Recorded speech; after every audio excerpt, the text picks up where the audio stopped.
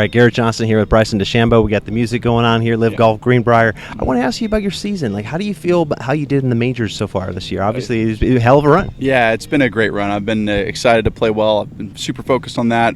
Want to win every single tournament that I play in.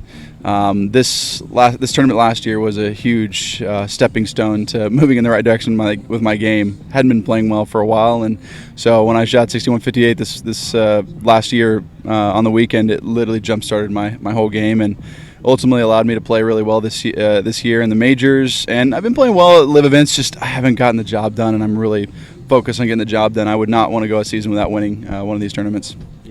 Well, in terms of the expectations on yourself, I know you talk about repeatable motion. There's some important things you need. How do you feel about the expectations you're putting on yourself right now in general? Like, does it depend on the day? Or? No, they're always high. Like what I did at Pinehurst, I know I can do all the time. I haven't figured out that last little piece of what makes it tick, if that makes sense. So that's why I'm out here consistently practicing, trying to figure it out still, and give myself the best, and also just practicing getting ready for the tournament and give myself the best opportunity to play at the top level. I've got a lot going on outside of life right now.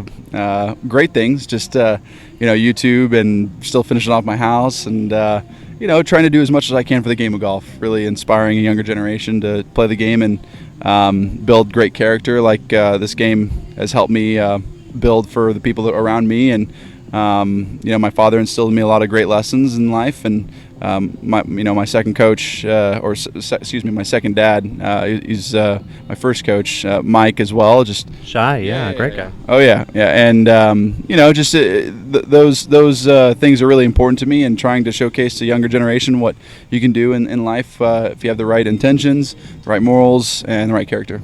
You mentioned playing really well at Pinehurst this year. Yeah. What did you learn about yourself at that championship? Well, I learned I could tackle pressure. Again, wing foot was one of those that we didn't have a crowd, and I've won in numerous crowds before, but wing foot, there was no one there at a major. And so during a major with a massive crowd, I wanted to win, and I was able to get the job done when it mattered most, and that's what I'm proud about. And sharing it with the fans, obviously, that's got to be special. Like, just to let them touch the trophy and enjoy that. Right? I mean, that's the thing about it. That for me, it was great to personally do it, but again, going through YouTube and showcasing who I am, who I know to be, who I've been my whole entire life, it's just cool to be able to finally showcase that win with everyone else.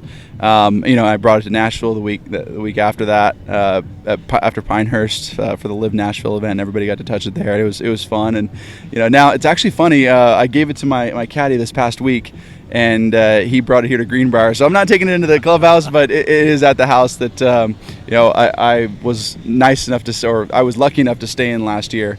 And so I showed the family, and they're just enjoying it and loving it. So that trophy will make its rounds throughout the year, but it's been a special journey that I'm willing to share and love to share with everybody. Definitely. And speaking of your caddy, Greg Bodine, nice guy. What has he been like for you in terms of a teammate, somebody out there to really be a caddy for you? Just a big support system. I mean, he has been a rock solid individual. No matter if I'm struggling, hitting it bad, hitting it good, he's just even keeled, and that's what I need out there on the golf course. Somebody that can just take care of situations and make my life a lot easier. That's what he does. Right.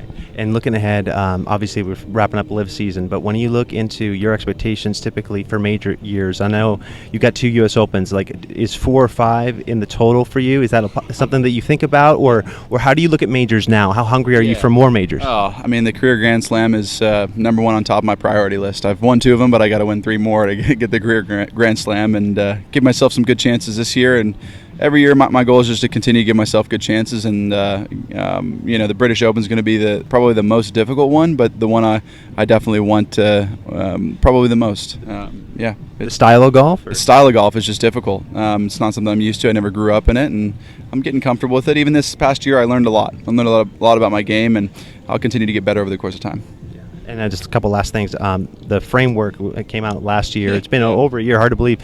What is your thoughts on kind of the timeline on that? Like, what's your assessment overall? I wish I knew. There's people up running live and running the PGA Tour that know a lot more information than me, and I've given my input as where I can, and hopefully we come up with something soon so the game of golf thrives. Right. And then in the couple years you've been on Live, like how do you feel your schedule has changed in terms of obviously you got time for YouTube, you've been out there with John Daly. It just seems to be optimal in some ways, right? Yeah, it is, and it also gives me time to prep for the majors as well. So I think Liv has done a great job with the scheduling of things, so I can go out and be prepared to win not only Liv events but majors now as well.